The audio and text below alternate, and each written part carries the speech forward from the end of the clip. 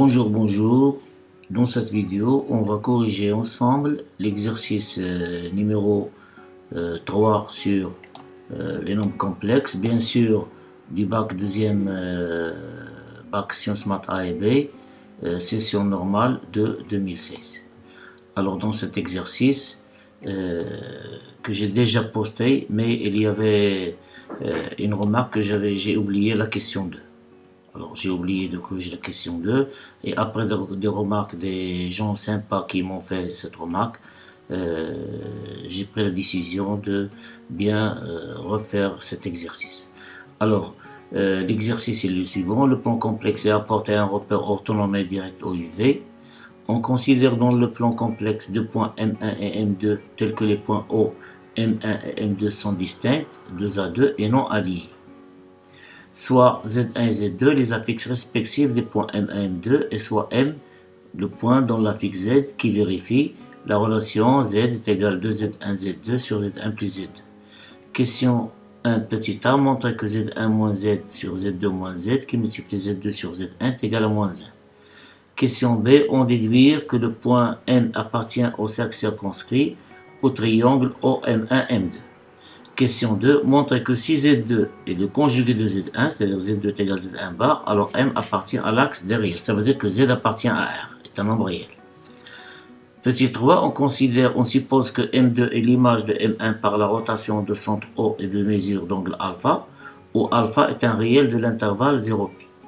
Question petit a, calculer Z2 en fonction de Z1 et de alpha.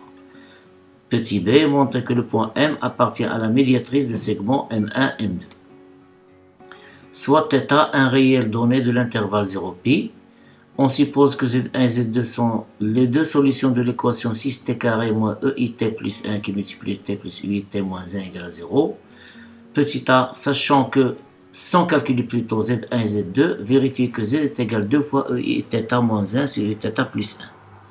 Donner en fonction de θ la forme trigonométrique du nombre complexe Z. Voilà, c'est tout pour cet exercice. On se rencontre tout de suite pour voir la correction ensemble. Voilà l'exercice 3, qu'on le répète encore une fois à cause d'un oubli de la question numéro 2. Alors dans le plan complexe, on a O, les points O, M1, M2 et M d'affixes respectifs 0, Z1, Z2 et Z, tels que les points O, M1, M2 sont non alignés et distincts de Z2. Et on définit Z de la manière suivante, c'est 2Z1, Z2 sur Z1 plus Z2. Donc ces points sont distincts. C'est-à-dire, si vous voulez, Z1 est différent de 0, Z2 différent de 0, Z1 différent de Z1, etc. Question 1, montrant que Z1 moins Z sur Z2 moins Z qui multiplie Z2 sur Z1 est égal à moins 1. Alors c'est un calcul simple, pas plus. On a Z1 moins Z sur Z2 moins Z qui multiplie Z2 sur Z1 est égal, on va remplacer Z par son expression, c'est celle-là. Donc, c'est Z1 moins 2Z1 Z2 sur Z1 plus Z2. De même chose ici, c'est Z2 moins 2Z1 qui multiplie Z2 sur Z1 plus Z2.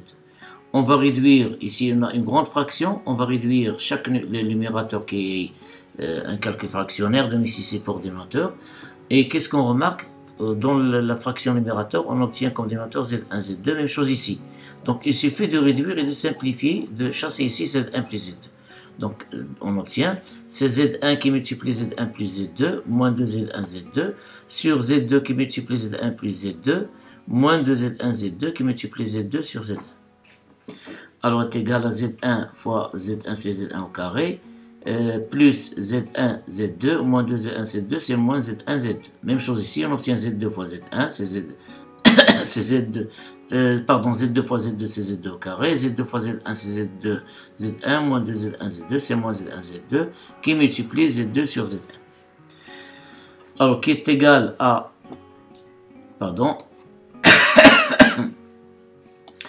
alors on a ici Z1 en facteur. On peut factoriser par Z1. Qu'est-ce qu'on obtient? Z1 facteur de Z1 moins Z2. Ici, on factorise par Z2, on obtient Z2 facteur de Z2 moins Z1.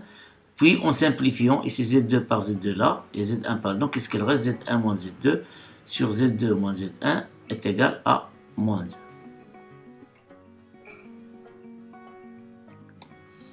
Bien sûr, ici sont Z1 moins Z2, Z2 moins Z sont deux nombres opposés, donc est égal à moins Z. Et par suite, Z1 moins Z sur Z2 moins Z fois Z2 sur Z1 est égal à moins Z. Question petit b. Déduisons que le point M appartient au cercle circonscrit au triangle OM1, M2. C'est-à-dire que ces 3 points, 4 points, OM1, M2, M sont cocycliques. Alors, du résultat de la question 1A, on a Z1 moins Z sur Z2 moins Z divisé par Z1 sur Z1 est égal à moins 1 partie. On peut la laisser comme ça, de la même manière, peu importe. Donc, les points M1, M2, MM2, M1 est 0, M2, M1 est 0, et au plutôt sont alignés au cocyclique. Et puisque les points O, M1, M2 sont non alignés, alors il reste le cas bien sûr que les 4 points sont cocycliques. Ça veut dire que le point M appartient au cercle qui passe par O, M1, M2. D'où le point M appartient au cercle circonscrit au triangle OM1, M2. Question 2, montrant que si Z2 est égal à Z1 bar, alors M appartient à l'axe des réels. C'est la question que j'ai oubliée, je ne sais pas comment j'ai oublié. On a Z2 est égal à Z1 bar, entraîne que Z, je vais maintenant utiliser ici l'expression de Z, c'est Z est égal. Donc le conjugué de ce nombre, c'est le conjugué de celui-là. Voilà. Le conjugué de grand Z, ou le de Z, c'est 2Z, le conjugué de Z1, Z2 sur le conjugué de Z1 plus le conjugué de Z2. Et comme Z2 ici, je vais attacher ici. Regardez, on a Z1 bar. Voilà. Et on a Z2 est égal à Z1 bar. Ça veut dire que Z1, Z2 bar est égal à Z1. Donc Z2 bar est égal à Z1.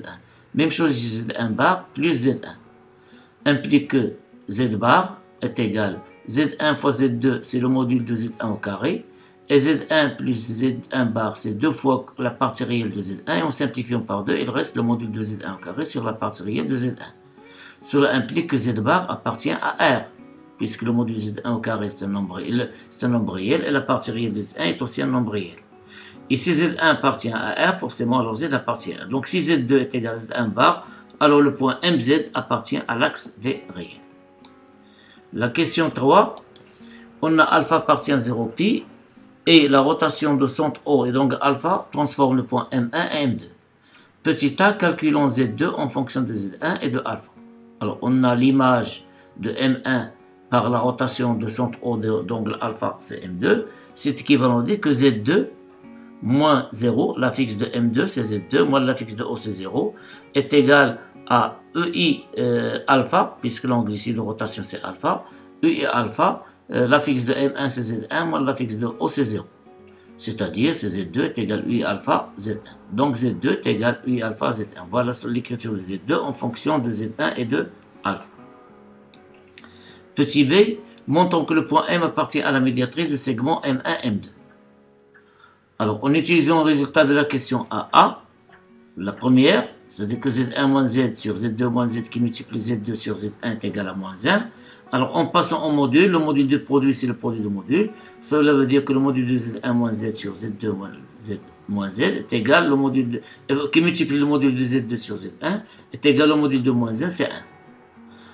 Et donc, d'après le résultat de cette question, le module de Z2 est égal au module de U alpha fois le module de Z1.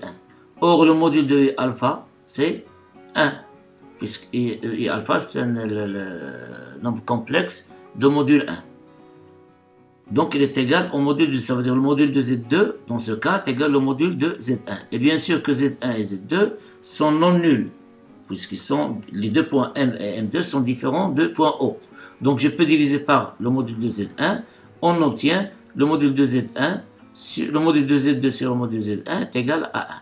Et alors, l'égalité 1, celle-là que j'ai notée 1, devient le module de Z1 moins Z sur le module de Z2 moins Z, est égal à 1, puisque ici ce nombre, ici le module de Z2 sur Z1 est égal à 1.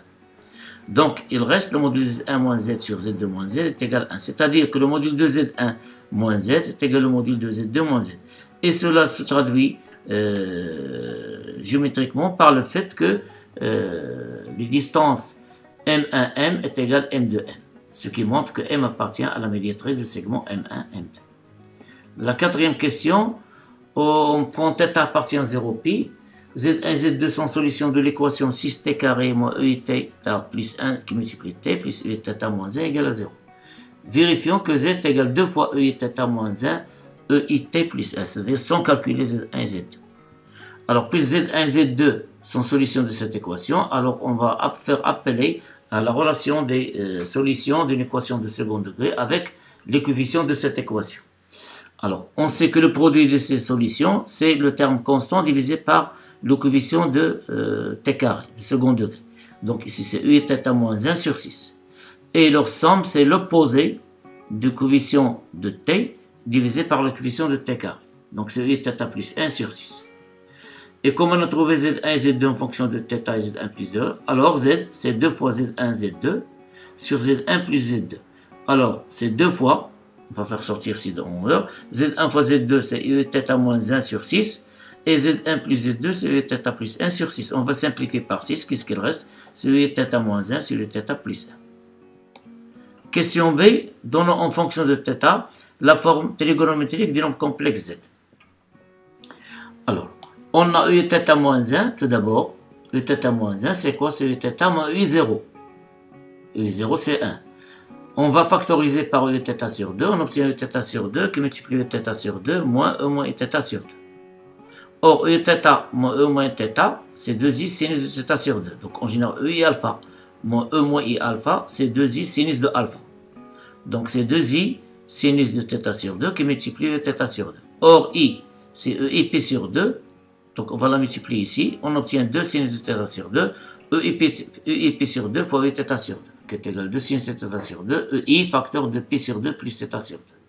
D'autre part, EIθ plus 1, le dénominateur ici.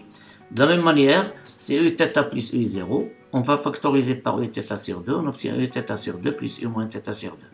Or, on sait toutes et tous que EI alpha, ou le EI bêta plus E moins I bêta, c'est 2 fois cosinus bêta. Donc ici, c'est 2 fois cosinus θ sur 2, qui multiplie EIθ sur 2.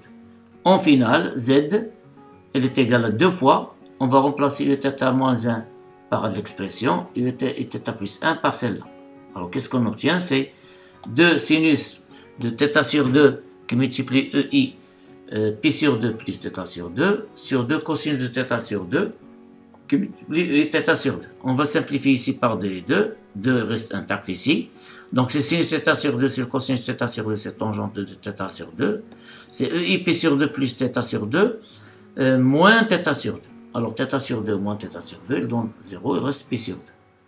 Nous, il ne faut pas remplacer EI pi sur 2 par I, puisqu'on cherche la forme trigonométrique. Donc, on va remplacer ici par cosinus θ sur 2 plus I sinus θ2. Il faut s'assurer que tangente de θ sur 2 est strictement positif. Alors, on a θ appartient à 0 pi, ça veut dire que θ sur 2 appartient à 0 pi sur 2. Et dans ce cas, tangente de θ sur 2 est strictement positif. Et par suite, la forme trigonométrique ou bien une forme trigonométrique de Z est Z est égal à 2 tangente de θ sur 2 facteur de cosinus de θ sur 2 plus sinus, facteur de cosinus de pi sur 2 plus I sinus de pi sur 2. Voilà, c'est tout pour cet exercice. Bonne préparation et bon courage.